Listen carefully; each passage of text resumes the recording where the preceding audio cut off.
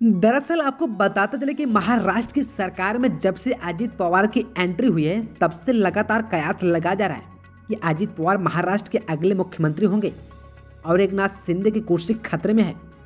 इसकी अटकलें इतनी तेज है कि हर रोज मानो कि अजीत पवार महाराष्ट्र के मुख्यमंत्री ही होने वाले हैं। और इस बात पर एनसीपी के तमाम नेता यानी अजीत पवार के समर्थक रोज रोज ऐसे संकेत भी देने लगे थे। लेकिन अब तक अजीत पवार तो महाराष्ट्र के मुख्यमंत्री नहीं बन पाए, बल्कि एकनाथ शिंदे अपनी स्थिति लगातार मजबूत करने में सफल होते दिखाई दे रहे हैं। और महाराष्ट्र के मुख्यमंत्री के बदलने को लेकर कोई भी अब ऐसी जानकारी नहीं है, यानी लोकसभा चुनाव तक एकनाथ शिंदे ही महाराष्ट्र के मुख्यमंत्री रहने वाले हैं। ऐसे संकेत लगातार मिलने लगे हैं। इस बीच एक बड़ी खबर सामने आई कि अजीत पवार को लेकर डीसीएम अजीत पवार और एकनाथ शिंदे जो मुख्यमंत्री हैं, दोनों के बीच में अरबन साफ दिखाई दे रहा है।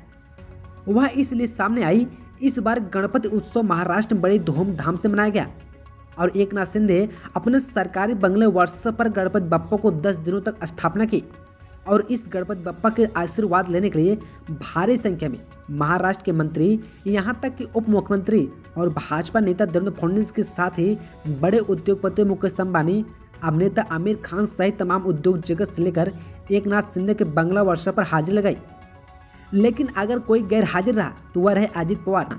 अजीत पवार मुंबई में मौजूद थे, इतना तक कि वह देवेंद्र फडणवीस के बंगले पर जाकर गणपति बप्पा के दर्शन किए, लाल बाग के राजा का दर्शन किया, मुंबई के कई मंडलों में गए। लेकिन वह उनके घर के बगल में एकनाथ शिंदे के बंगला यानी बंगला वर्कशॉप पर जाकर जाना मुनासिब नहीं समझा। या यहाँ भी बता दें, इससे पहले जब अमित शाह मुंबई गणपति के दर्शन करने आए थे, उस दौरान भी अजीत पवार गायब थे और उन्हें कहा कि उन्होंने पहले से सूचना दे रखी थी कि वह बारामती में रहेंगे। लेकिन ताज़ा मामला एकनाथ शिंदे के घर पर गणपति बप्पा के दर्शन न करने को लेकर सामने आया है, जिसे साफ समझ में आ रहा है कि एकनाथ शिंदे और अजीत पवार के बीच कुछ तो चल रहा है।